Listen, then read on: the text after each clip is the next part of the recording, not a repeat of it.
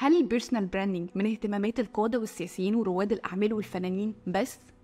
يمكن ده كان زمان، لكن دلوقتي الوضع اتغير وكلنا بقينا محتاجين نهتم بالبيرسونال براندنج بتاعنا. طالما انت قررت تنزل سوق العمل سواء كصاحب عمل أو موظف، يبقى اعرف ان كل خطوة بقت محسوبة عليك وعلى سمعتك وعلى الأثر اللي بتسيبه في كل اللي حواليك وكل اللي يشوفوك أو يسمعوا عنك.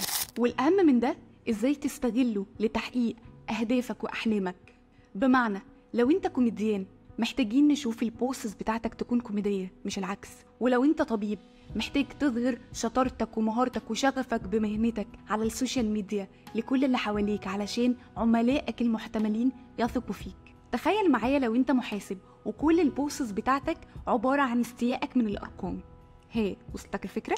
ايا كان مجالك محتاج تواجدك على السوشيال ميديا يكون بيعبر عن أحلامك وطموحاتك والحاجات اللي انت عايز توصل لها. طب هل ده كفاية؟